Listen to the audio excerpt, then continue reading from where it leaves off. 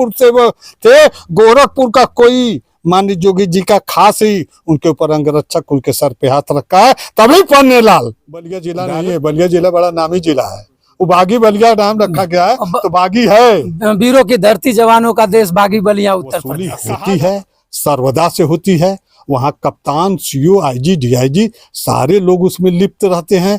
उत्तर प्रदेश सरकार जो भी रही वो भी लिप्त होते हैं। यहाँ तक कि सरकारों में उनके परिवार के सदस्य जा करके बैठ करके वसूली की है।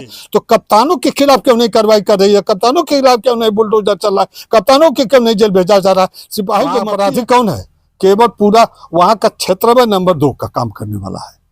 क्षेत्र में पूरा नंबर 2 का, कोई गौ तस्करी में लिप्त है, कोई बालू तस्करी में लिप्त है, कोई दारू ना मैंने लेन देन में कभी हमारे ऊपर आरोप लगा है, न ही दारू गांजा में लगा है, इसलिए कि मैं बीड़ी तक नहीं प्रणाली पर अंगुली उठा रहे। इसका मतलब ये थोड़े नहीं है कि आप उस विभाग से रिटायर हो गए तो उसकी कलिए खोल देंगे। नहीं, मैं विभाग में रह के किया। विभाग आपकी ये सोच गलत। नमस्कार, मैं बंसराज और आप देख रहे हैं व्यक्ति भारत। मित्रों, मैं आज उत्तर प्रदेश के गाजीपुर में हूँ और गाजीपुर बलिया, जैसे कि आपको पता है कि गाजीपुर बलिया हमेशा सुर्खियों में रहता है। उसी तरह एक पिछले दिन, आज से 1 हफ्ता या 2 हफ्ता हुआ है, बलिया में एक ऐसी घटना, ऐसा भ्रष्टाचार का खुलासा हुआ है जिसको आप जान करके और जानने के बाद पूरा देश में हिल गया है। और वहीं से रिटायरमेंट और वहीं उसी बलिया में ड्यूटी करने वाले दरोगा जी आज हमारे साथ हैं। मैं इनसे जानना चाहूँगा कि बलिया और बिहार के बॉर्डर पर, यूपी और बिहार बलिया नरही थाने के बॉर्डर पर किस ढंग से धन उगाही होती है, उसके बारे में खुल करके और खुलासा करेंगे। कैसे करेंगे जान ही रहे हैं कि उसके बाद पन्नेलाल ने टेलीफोन करके और वहाँ के अधिकारी और वहाँ जो टीम गठित थी उनको गिरफ्तार करने के लिए उससे कहते हैं कि मेरे परिवार को प्रताड़ित नहीं किया जाए, मैं आ रहा हूँ। उसके बाद उनके अपने गांव से ही वो गिरफ्तार होते हैं, गिरफ्तार होकर के जेल चले जाते हैं। क्या वहां जो कप्तान साहब थे वो भी गिरफ्तार हैं? इस चीज को दरोगा जी ने बताएंगे, रिटायर्ड दरोगा जी, और उतना ही नहीं, पुलिस प्रशासन के एक नेता भी हैं। ये बताएंगे कि आखिर में जब कोई गुना कोई आईपीएस करता है, पीपीएस करता है, कोई उच्च सक्षम अधिकारी करता है तो उसका भुगतान, उसका मर्यादा, उसका खमियाजा निचला चपरासी चाहे बाबू क्यों भोगता है। हमारे साथ है, मैं इनसे परिचय जानना चाहूंगा। स्वागत है आपका हमारे चैनल में। सर्वप्रथम तो आपका स्वागत है, आपको मैं प्रणाम करता हूं कि आप इस नरही की घटना को लेकर के चल करके मेरे दरवाजे तक आए और इतना सम्मान कर रहे हैं पुलिस के प्रति। कहीं ना कहीं से मैं ये समझूंगा कि सच्चाई उजागर करने के लिए आए हैं, तो अवश्य ही मैं सच्चाई को बताऊंगा ताकि आपको भी एहसास हो। और मीडिया के लोग तो बहुत, जैसे अभी पुरानी पेंशन को लेकर के दिल्ली में हम लोग गए थे, विजय कुमार बंधु गए थे, हम भी गए थे, तो वहाँ पर जो है मीडिया के लोग हकीकत नहीं लिख पाए। 10 लाख के ऊपर कर्म वहाँ इकट्ठा हुए थे, लेकिन हकीकत लिख पाए। लेकिन आप लोगों ने ये हिम्मत बनाया और आप लोगों को मैं शाबाशी देता हूं। आप लोगों को इस जज्बाती के लिए मैं पूर्ण रूप से आशीर्वाद देता हूं कि आपका चैनल हमेशा अग्रसर की तरफ बढ़ता रहे। मेरा नाम ओम प्रकाश सिंह, रिटायर्ड एसआई। मैं पूर्व में नरही थाने के पर कुछ क्षणिक समय कार्यरत रहा हूं, तो जो भी आप मुझसे क्वेश्चन करेंगे मैं निश्चित प्रयास करूंगा कि जो असलियत नरही की हो वही बताऊं। दरोगा जी, आप बलिया में नरही जो थाना पड़ता है उस पर किस समय आप थे, किस सन में थे? मैं बसपा की सरकार थी जी। सन 2010 में मैं कार्यरत था और 2010 में मैं जब नरही कार्यरत था जी, तो वहाँ कप्तान थे बीके शेखर, एससी थे जी, महात्म प्रसाद एडिशनल थे जो एससी थे, गंगा प्रसाद जो एससी थे वो सीयू थे, अभिमन्यु कुमार ही एससी वहाँ एसओ थे जी। ये बताइए कि जिस समय आप वहाँ कार्यरत थे उस समय भी जो बॉर्डर बिहार और यूपी का बॉर्डर है वहाँ इसी तरह खेला होता था कि उस समय नहीं होता था? देखिए, पुलिस विभाग में जी, एक पोस्ट है कार खास जी, हो सकता है कि आप लोग सुने होंगे जी। हम जानते हैं, खूब अच्छी तरह से जानते हैं। कार खास जो लोग दरोगा के बहुत विशेष होते हैं, दरोगा के हर पहल पर ध्यान देते होंगे जी, कितनी वसूली करके देते, वही बता रहे हैं। असूली इतने गंदे होते हैं कि सालों की क्रियाकलाप को आपके चैनल में नहीं बताऊंगा, नहीं तो कुछ तो ऐसे होते हैं कि साले अपने सम्मान और इज्जत को भी खो बैठते हैं। जी ये कारखास पोस्ट, कहीं अगर इनकाउंटर हो तो कारखास साले भी रहते हैं। मैं एक बार पोस्ट था ढेबरुआ में, जी। तो एक रामराज यादव यशो थे, तो वो सिपाही को गोली इन कांटों में जरूर मारते थे, तो भरसक कारखासे मिलते थे। तो हम कहे जाओ साले जाओ जाओ, मारेगा गोली, लेकिन पीछे मैं हूँ। तो हम लोग भी 3-4 आदमी थे, राइफल लिए खड़े थे। हम कहे सारा अगर जब सिपाही को मारे तो इनको मारूंगा जरूर। तो ये कारखास पोस्ट जो है, ये कारखास पोस्ट ही ये वसूली की मुख्य जड़ें हैं। मित्रों, मैं आपसे बता दूं कि जो थाने पर कारखास होते हैं उसके लिए छीना छोरी होती है।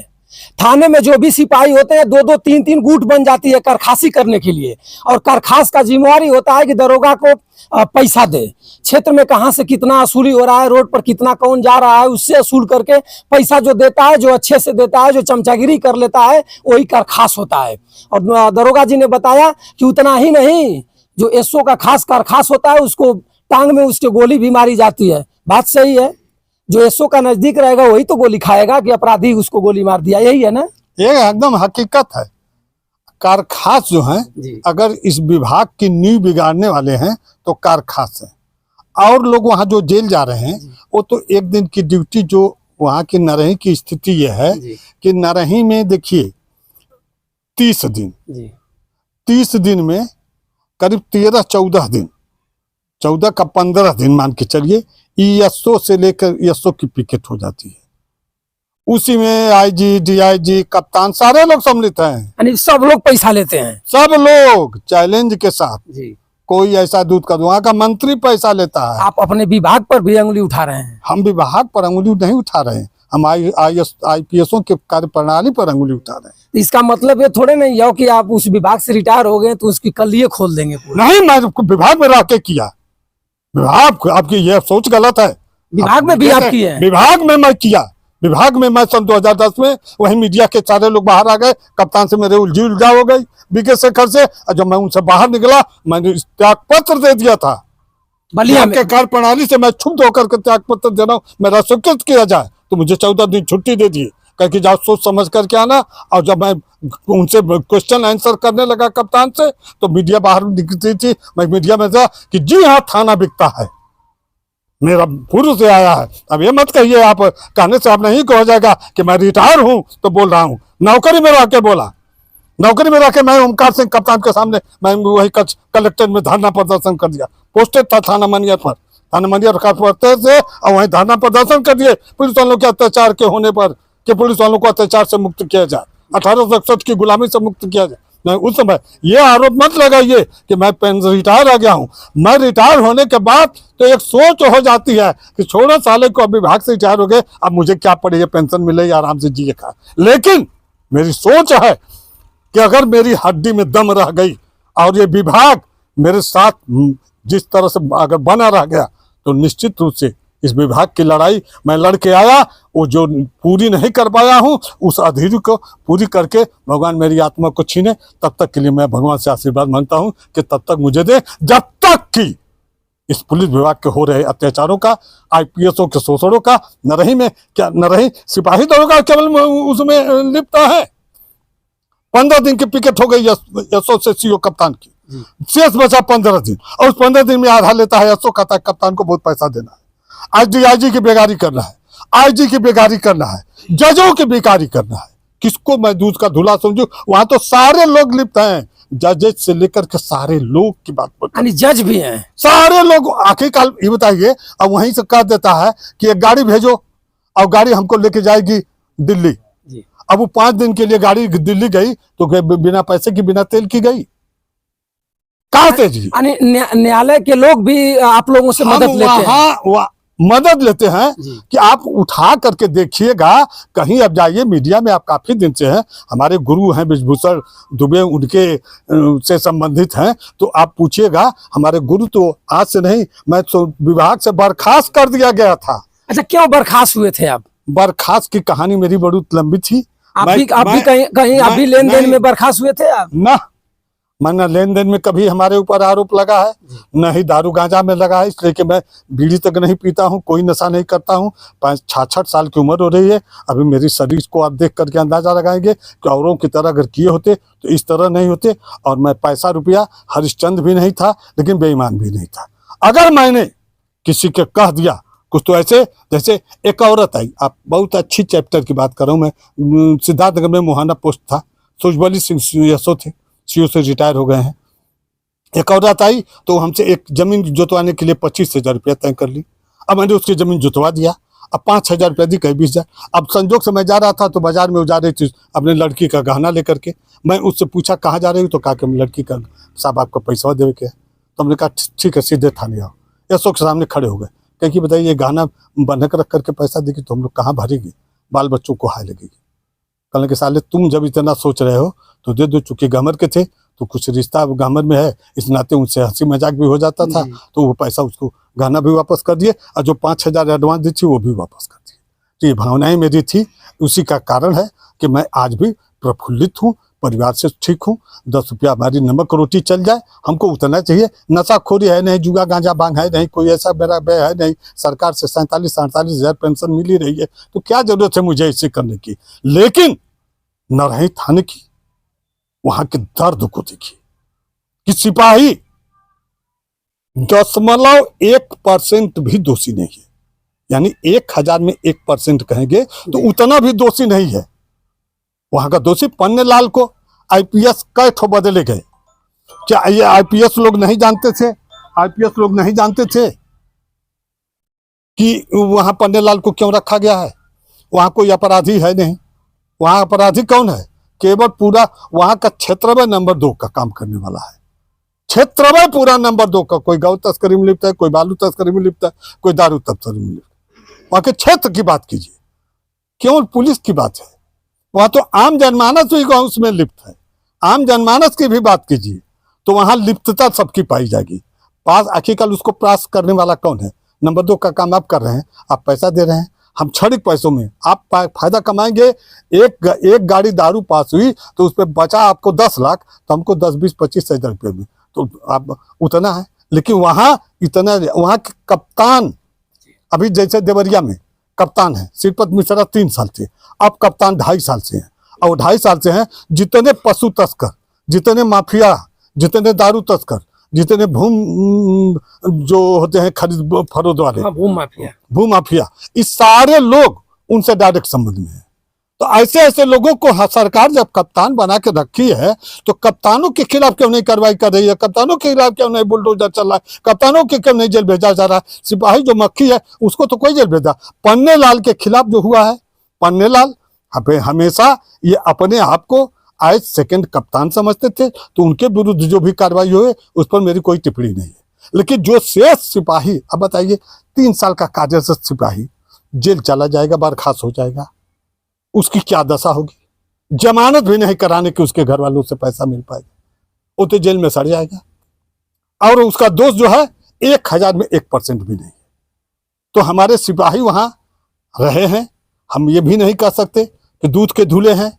हम किसी को ये नहीं कह सकते कि रिश्वत से मुक्त हैं, इसलिए कि रिश्वत तो आज के परिवेश में एक बहुत बड़ी बात है कि एक सिस्टम का पहला हिस्सा बन गया है। ये सिस्टम में आ गया है। जब तक रिश्वत न दे दें लोगों को विश्वास नहीं कि मेरा काम होगा, हम ही जाएं कोई काम कहे तो रिश्वत न दे तो विश्वास नहीं है। तो ये सिस्टम बन गया है। लेकिन वहाँ पर सिपाही से अगर निश्चित रूप से सिपाही अगर हैं तो निश्चित रूप से सिपाही वहाँ सबसे ज़्यादा प्रताड़ित है। यही नहीं, पूरे उत्तर प्रदेश में आए दिन हमारी पुलिस आत्महत्याएं कर रही है। कभी कप्तान साहब लोग ने सोचा, कभी उत्तर प्रदेश सरकार ने सोचा? माफिया के बालू की गाड़ी चढ़ा करके कुचल दी गई, लाश छीड़ भीड़ हो गई, उसके परिवार को हलास जाती है, तो उनके बीबी बच्चों के दर्द से को भी पूछा कभी सरकार ने? और आज सरकार करे रिश्वतखोरी, अपने नेताओं मंत्रियों से पूछा, वहां जाकर के वो करते हैं, वहीं पर उनके नेता जाकर के बैठ करके बालू तस्करी करेंगे कि हमारी गाड़ी कोई टच कर दिया तो खैर नहीं। मंत्रियों के रिलेशन के लोग 50-50 गाड़ी गल्ला की तस्करी कराते थे। अब वहाँ मंत्री का रिश्तेदार है तो कौन बोलेगा? तुम बता दीजिए, है सिपाही दरोगा की जरूरत? लेकिन लोग के आप कहेंगे कि पैसा लेकर पास करा रहे हैं। अब पास कहाँ करा रहे हैं? 1 रुपया नहीं मिल रहा है। लेकिन वो तो मंत्री नेता का रिश्तेदार है, उसे पैसा लेंगे तो उनको नरही में रहना होगा। लेकिन सवाल तो उठेगा ना कि जब मंत्री जी की गाड़ी नंबर 2 की जा रही है तो पब्लिक आम जनमानस तो यही कहेगी कि लग रहा है कि दरोगा जी इनसे ले लिए हैं, इसलिए देखिए इनका प्रोटोकॉल के साथ गाड़ी जा रही है, यही तो। देखिए, प्रोटोकॉल के साथ उनकी गाड़ी नहीं जा रही है, उनकी गाड़ी प्रोटोकॉल में जाती है तो नेता मंत्री के साथ तो, लेकिन उनके संबंधित लोग तस्करी कराते हैं, बालू की हो, दारू की हो, चाहे जानवर की हो या गल्ले की हो, जो भी हैं कराते हैं, तो पुलिस के ऊपर तो अंगुली उठाना ही उठाना है। अच्छा, ये बताइए कि नरही में पन्ने लाल को जेल भेज दिया गया है और वहाँ जो वर्तमान कप्तान थे उस समय, उनको जेल नहीं भेज करके उनको सचिवालय में कोई प्रतीक्षा में रख दिया गया है शायद।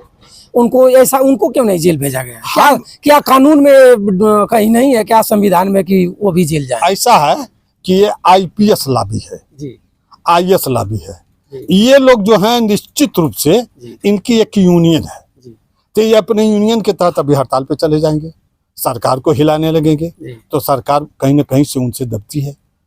और सिपाही दरोगा की यूनियन बनने नहीं दिए, इसलिए कि इनकी यूनियन बन जाएगी तो ये जिस दिन जाएंगे ना, उस दिन देश में आग लग जाएगी। 24 घंटा के लिए पुलिस बंद हो जाए तो जितने लोग पुलिस के विरोधी हैं सब लोग पुलिस के यहाँ घुटना टेक देंगे। 24 घंटा मैं कहता हूँ केवल, समझे अब ना? तो इस नाते ये उनके खिलाफ तो सबसे पहले संबंधित जितने अधिकारी वहां से आते हैं, कप्तान, सीओ, एडिशनल, इसके बाद आईजी, डीआईजी, एडीजी, जो भी, सबके विरुद्ध मुकदमा होना चाहिए। ये न्याय नहीं हो रहा है जी, अन्याय हो रहा है। यानी सबको पता था कि यहाँ धनुगाई होती है, सब लोग को पता नहीं था, सब लोग उसमें पैसा लेते थे, महीना बधा था, जिलाधिकारी से लेकर के और डीआईजी सबका महीना बधा है। लेकिन खमियाजा भूख रहे हैं पन्ना लाल तो भुगत रहे हैं। पन्ने लाल भी तो सुख लिए हैं, भुगतने वाले तो वहाँ क्षणिक जो सिपाही दरोगा जी के खिलाफ मुकदमा कायम हुआ वो बेचारे हैं। अब 2 साल की नौकरी वाला एक बेचारे का तो 3 माह पहले पिता मर गए थे, अब 2 माह पहले शादी हुई है। अब वो बताइए कि उसकी स्थिति क्या होगी, सही, उसके दिल पर क्या गुजर होगी? माँ सीधा है, वो भोकर भोकर के केवल रो रहा है। अब ऐसे ऐसे, लेकिन क्षणिक दोष तो है ही है, हम ये भी नहीं कहेंगे वो निर्दोष है।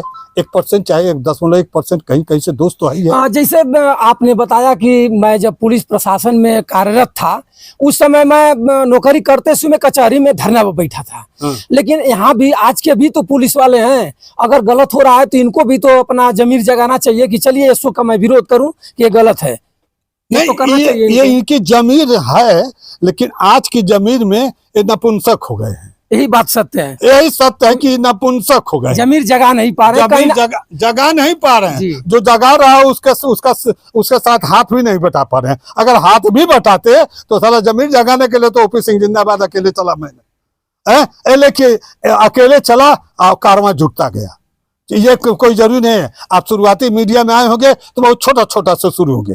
आज आपका चैनल ब्रिजभूषण दुबे को कौन नहीं जानता है, देश विदेश कौन नहीं जानता है, लेकिन चले तो हम भी जानते हैं उनको कि बहुत छोटे से चले। लेकिन आज ब्रिजभूषण दुबे कहाँ है इसको तो देखिए। तो इसी तरह से एक कारवां है, चलते रहेंगे, कारवां बनता जाएगा। एक कारवां बनाने से नहीं बनता है, आप चलते रहिए, बनता जाएगा। एक मुर्दाबाद था यहीं दोहरी घाट में, वो लाश को जिसकी लाश जाती थी फूकने लगता था, जिसकी लाश जाती, मुर्दाबाद नाम पड़ गया, बीबी छोड़ के चल गई।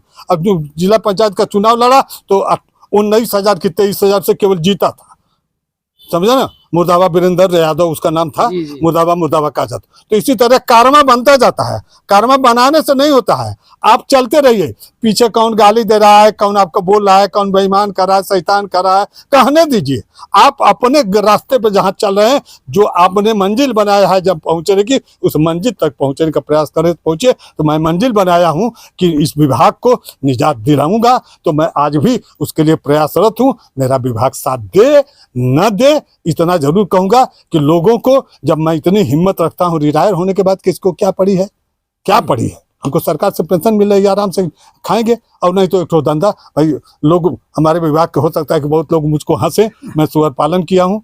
और इस समय आप तो देखे हैं, आपने मेरा सुअर पालन का एक चैनल भी बनाया, तो उसमें कम से कम आज की डेट में कम से कम 35-40 लाख के जानवर हैं। 20-25 लाख में फार्म बना है, 60-65 लाख। 1 बीघा इधर जमीन 20-25 लाख के खरीद लिए, आगे और बढ़ा रहा हूँ। अभी हमारी सोच वही बहुत ज़्यादा की है, तो ये इस बिजनेस से हमको 3-4 लाख 5 लाख महीने में सोच है कि मुझे मिले, तो इस मंजिल तक पहुंचने का प्रयास है। लेकिन विभाग की लड़ाई बंद नहीं करूंगा। कहीं ऐसा तो नहीं ना है कि आपका भी इस जो सुअर पालन, आप पोल्ट्री फार्म खोले हुए हैं, इसमें कहीं ना कहीं पीक फार्म है, पिग फार्म खोले हुए हैं, कहीं नरही का कुछ क्षण अंश इसमें भी तो नहीं ना है? आप भी नरही में रहे हुए हैं। अरे यार, हम नरही में तो बहुत कम दिन रहे। नरही का तो मेरे पास चाना दाना है। नरही से तो मैं 10 लाख के 10 लाख तनख्वाह के में माइनस में चला गया। 16 माह मुझको निलंबित रखा गया, तो 16 महीनों में निलंबित रखा गया। एसीएट का मुकदमा लड़े, मेरा प्रमोशन रुका।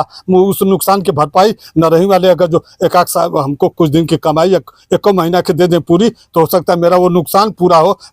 फायदा तो है ही नहीं है। नरही का पैसा हमारे उसमें एक नहीं है। नुकसान में 10 लाख से ऊपर कर मैं गया था उस समय।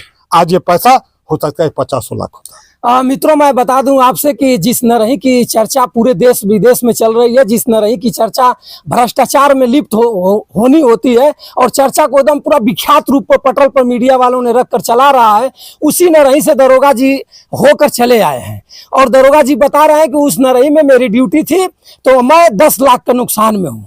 अगर नरही वाले लोग, भ्रष्टाचारी लोग सुन रहे हो तो जरूर बताएं कि नरही में उस समय जिस समय दरोगा जी थे, क्या ये सत्य बता रहे हैं कि 10 लाख के नुकसान में है या 10 लाख के नूफा में है? आकर के अपना एक पोल्ट्री फार्म, पिग फार्म खोल चुके हैं, और खोल करके अपना बैठ करके राजनीति और पुलिस वालों की, जो पुलिस वालों को प्रताड़ित किया जाता है, उन्हीं की देख रेख में अपना एक कारवां आगे बढ़ा रहे हैं। और दरोगा जी से मैं जानना चाहूंगा कि कप्तान साहब तो चली गए हैं लखनऊ, ये बताइए कि वैभव कुमार डीआईजी जो ईमानदार हैं, और उनका ईमानदार एक ऐसा हुआ था, बताते हैं लोग कि एक अपने ही थाने पर 5 दरोगा के खिलाफ भ्रष्टाचार का मुकदमा लिख दिए थे। उनके बारे में आप क्या कहना चाहेंगे? देखिए, वैभव कुमार साहब का जो है एक क्रेज उनकी है जी कि वो ऑनेस्ट हैं। तो मेरे समय भी लालजी शुक्ला साहब कप्तान आए थे, डेड ऑनेस्ट थे। लेकिन मैं इतना जरूर जानता हूं कि वैभव कुमार साहब की हनक बलिया रही होती तो ये अपराध नहीं होता। लेकिन वे बताते हैं लोग कि वैभव कुमार साहब बलिया का एसपी रह चुके हैं। हम कह रहे हैं, हमने क्या कहा आपसे कि अगर वैभव कुमार साहब डीआईजी, आईजी, एडीजी पर पोस्ट हों और उनके ही कार्य क्षेत्र में अगर ऐसा हो रहा है और वहाँ तो कहीं न कहीं से उनकी भी तो कमियां मैं मानूंगा। अगर उस वक्त कदम उठाए होते तो ऐसा होता क्यों? ये कहीं न कहीं से हम देखे, लालजी शुक्ला साहब कह दिए कि अगर जिले में 1 रुपए की तस्करी हो गई, बालू खनन हो गया और किसी प्रकार के दारू माफिया पकड़े गए, गांजा बिक गया, मैं उस समय पोस्ट था, तो उसको उस दिन अपने आप को जेल की सलाखों में समझेगा। कुछ नहीं हुआ। वहीं प्रभाकर चौधरी साहब पोस्ट थे, उन्होंने रिक्शा पर बैठा करके माइक में अनाउंस करा दिया कि अगर कोई रिश्वत मांगता है तो सीधे मेरे नंबर पे कॉल करो। अपना नंबर और प्राइवेट नंबर भी देते थे, सरकारी नंबर नहीं देते थे, प्राइवेट वो नंबर देते थे। इस पर कॉल करके मुझको बताओ। तो क्या इस समय जिले का कप्तान चाह होता तो वहां की वसूली होती? वहां की वसूली में जिले का कप्तान अगर है तो कप्तान ही बताइए कि पंजाब कैडर, राजस्थान कैडर का आईपीएस आता है यूपी कैडर में, क्यों यूपी कैडर में आना चाहते हैं? जोगी जी के बुलडोजर से उनको आईपीएसओं को डर नहीं ना है, तभी ना आते हैं। अगर जोगी जी के बुलडोजर से डर है कि हम वहां जाएंगे, जोगी जी का बुलडोजर मेरे ऊपर भी चल जाएगा, तो आते इस जिले में नहीं है। हवा है, ये हवा हवाई है बुलडोजर। उनकी हवा हवाई से न आईएएस को तनिक डर में है, न आईपीएस डर में है। आते हैं और यहाँ धड़ल्ले से जिस जिले का चार्ज चाहते हैं, यह सरकार उनको चार्ज भी दे देती है और जाके मनमाना वसूली। अभी देवरिया का एसपी खुलेआम वसूली करा रहा है, तस्करों से है, दारू माफियाओं से है, बालू माफियाओं से, सब करा रहा है। 3 साल श्रीपत मिश्रा वहीं लूट के गए और उनके बाद आए, अभी लूट आए तो यह कप्तान 2.5 साल से। अभी मऊ में एक अविनाश पांडे कप्तान थे, सुने हो गया? जी। अविनाश पांडे जी यहीं करीब 32 लोगों को निलंबित किया था। मैंने इनके खिलाफ दरखास्त दे दिया, जांच हो गई। डीआईजी बुलाए, हमने कहा कि मैं क्या हूँ, मेरे पास पैसे नहीं है, मैं नहीं आऊंगा। आइए, आपको बयान लेना तो आइए मेरे यहाँ, हम नहीं आ पाएंगे। फिर भी लोग कह लो कि ठीक है, आपको आने जाने का पैसा दिया जाएगा, आप आइए। मैं गया, बड़ा प्रयास किए लोग, मैंने कहा कि नहीं, ये कप्तान गंदा है। अब गया है पीलीभीत में, वहां जाकर के करीब 40-42 लोगों को निलंबित किया। सरकार नहीं जानती है, सिपाही मक्खी है, हम जानते हैं एक सिपाही निलंबित होता है तो उसका बच्चा पढ़ रहा है, उसकी लड़की नौजवान हो रही है, माँ बाप बूढ़े हैं, दवा इलाज है, सारी चीजें, वो सारी चीजों से छीड़ हो जाता है। लेकिन सिपाही लोग दुरुपयोग भी तो करते हैं, जनता का इतना खून निचोड़ देते हैं, इतना गहना गुड़िया रखवा दें। जैसे आप ही बताए हैं कि मैंने 25,000 पर तय किया और महिला 5,000 दी थी और 20,000 के लिए गहना बंधक रखने जा रही थी, तब तक मिल गई और बता दी तो मैंने उसको लौटा कर दे दिए। सब लोग आपके स्वभाव के नहीं है, कुछ लोग तो ऐसे हैं कि जमीनियां बेचवा कर पैसा वाले लेंगे। ऐसा देखिए, ये सब चीजें ये है, किसी किसी जैसे पन्नेलाल की तरह वो भी होंगे, पन्नेलाल की तरह वो भी होंगे, ऐसे जो कप्तान उस जिले का वैसे उसी कल्चर का भी होंगे, वही ऐसा कर सकते। अच्छा ये बताइए, जरा सा भी अगर मानवता है तो ये नहीं कर सकते कि किसी की जमीर को नहीं खोना चाहिए, अपनी जमीर को कायम रखना चाहिए, इस वर्दी की गरिमा को कायम रखना चाहिए। ये खाकी मिलती है, ये खाकी सबसे हिंदुस्तान में बॉर्डर के लोग कहते हैं। आपको एक परिभाषा बता दूं, 5% पुलिस में जो बॉर्डर से रिटायर होते हैं 16-17 साल पे, तो उनका कोटा निर्धारित है। मिलिट्री से आते हैं तो, और इसमें आते हैं तो वो भी इसी में लिप्त हो जाते हैं और कहते हैं मैं हरिश्चंद्र हूँ, सिपाही को देख करके उनको बदबू आती है, और इसमें आते हैं तो वही रिश्वत देते हैं। इसीलिए हम मिलिट्री वालों की हम नहीं कदर करते हैं, हम नहीं करते हैं, क्योंकि मैंने अपनी आंखों से देखा। हम लोग तो एक स्टेटस बनाए थे कि रिश्वत कहाँ लेना है कहाँ नहीं लेना है, और वो कहीं गिर जाते हैं इसलिए कि उनको वो चाहिए। तो इस तरह से देखिए, ये सब क्वेश्चंस जो हैं नरही की है, नरही थाने में वसूली होती है, सर्वदा से होती है। वहाँ कप्तान, सीओ, आईजी, डीआईजी सारे लोग उसमें लिप्त रहते हैं। उत्तर प्रदेश सरकार जो भी रही वो भी लिप्त होते हैं। यहाँ तक कि सरकारों में उनके परिवार के सदस्य जा करके बैठ करके वसूली कराते हैं, थानों में बैठ करके वसूली कराते हैं जी। आप किसको किसको कहेंगे? हमने सब बसपा के भी सरकार को देखा, क्योंकि बलिया में पोस्ट रहा, तो बसपा की सरकार भी रही, सपा की सरकार भी रही, और भाजपा की भी सरकार रही। भाजपा में ही रिटायर हुआ मैं। बलिया जिला नहीं है, बलिया जिला बड़ा नामी जिला है, वो बागी बलिया नाम रखा गया है, तो बागी है, वीरों की धरती, जवानों का देश, बागी बलिया उत्तर प्रदेश कहा जाता है जो, तो वो कहा जाता है। लेकिन किस वीरों में? गाजीपुर की धरती से आप आए हैं, गाजीपुर आपके बगल में वीर अब्दुल हमीद ने देश के लिए कुर्बान कर दिया। ऐसे ऐसे वीर पुरुष गाजीपुर के थे। लेकिन तो मित्रों, दरोगा जी ने देखिए अपने ही विभाग के असलियत को पूरे पर्दे पर रखे हुए हैं और रख करके बताए कि नरही में असूली कैसे कैसे होती है और किन किन लोगों की मिली भगत से असूली होती है। अगर कप्तान चाह दे, डीआईजी चाह दे, आईजी चाह दे, उत्तर प्रदेश के मुख्यमंत्री चाह दे, तो एक पत्ता भी नहीं हिल सकता है, ना एक अठन्नी नरही बॉर्डर पर गिर सकता है। लेकिन पन्नेलाल, सवाल तो उठता है मित्रों पन्नेलाल पर। पन्नेलाल गाजीपुर से कई थाने पर होते हुए एक बाइक चले जाते हैं सुअवल थाने, रेवतीपुर थाने, और रेवतीपुर थाने से बताया गया है कि अगर किसी का अगर दूसरे जिले में पोस्टिंग होगी, चाहे ट्रांसफर होगा, तो पहले जाएगा पुलिस लाइन, और पुलिस लाइन से उसको थाना तय करना पड़ेगा। वो अपने कप्तान तक जाएगा, कप्तान उसको जानेगा कि कहीं जिले बाहर से दरोगा आया हुआ है, उसको कहीं ऐसा थाना दिया जाए जहाँ अच्छे ढंग से चला ले, उसके बारे में सोच समझ ले। लेकिन पन्नेलाल रेवतीपुर से जाते हैं डायरेक्ट नरही। मित्रों, मेरे वीडियो को आईएसपीसीएस और पुलिस के जवान भी देखेंगे।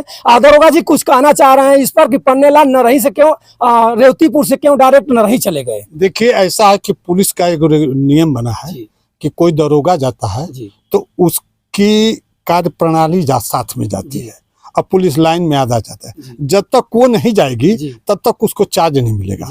लेकिन पन्नेलाल गोरखपुर वासी थे, इस बात पर नहीं गौर किया आपने, पत्रकार हैं तो इस बात को गौर कीजिए कि पन्नेलाल गोरखपुर से वो थे। गोरखपुर का कोई माननीय जोगी जी का खास ही उनके ऊपर अंगरक्षक उनके सर पे हाथ रखा है, तभी पन्नेलाल डायरेक्ट नरही जाकर के उनकी आमद पुलिस लाइन में दिखा दी गई और नरही चार्ज पे हो गए। इसका मतलब कि कहीं न कहीं से गोरखपुर के वासियों का हाथ है। अब किसका हाथ होगा? सीबीआई के पास दम है तो जांच कर ले, उसको भी जेल भेज दे।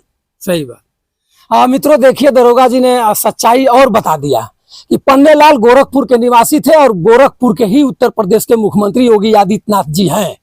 और पन्नेलाल के ऊपर कहीं ना कहीं गोरखपुर के किसी रहनुमा या किसी बड़े धाकड़ नेता का हाथ रहा होगा। इसके वजह से गाजीपुर, उत्तर प्रदेश के गाजीपुर से पुलिस लाइन में नहीं जाकर के सीधे डायरेक्ट बलिया के नरही थाने पर आमद कर लिए। और आमद करने के बाद सांझ जैसा ही शाम हुआ, तुरंत लेन देन चालू, रिक्रूटेशन और डायरेक्शन उनका चालू हो गया कि अब वसूली इस तरह नहीं इस तरह होगी। और पूरे नरही थाना में एक जलवा है, उनका जलवा था और आज की डेट में पन्नेलाल जेल के पीछे हैं। अब देखा जाएगा कि गोरखपुर के जिन रहनुमा और जिन धाकड़ नेता का उनके ऊपर हाथ रहा हो, वो नेता उनको बचा पाता है या उनको बर्बाद कर देगा। अब बाबा का बुलडोजर पन्नेलाल के ऊपर चलेगा या पूर्व कप्तान नरही के जो कप्तान थे उनके ऊपर चलेगा, देखा जाएगा। वो चलेगा जब तो मैं जरूर आप लोगों के सामने रखूंगा और फिर दरोगा जी से कहवाऊंगा कि दरोगा जी आप देखिए, पन्नेलाल के ऊपर भी बुलडोजर चला गया और उस नेता के ऊपर भी चला गया जो नेता इनके ऊपर हाथ रखा हुआ था। इस पर आप कमेंट करके जरूर बताइएगा। आप सभी मित्रों को बंसराज यादव का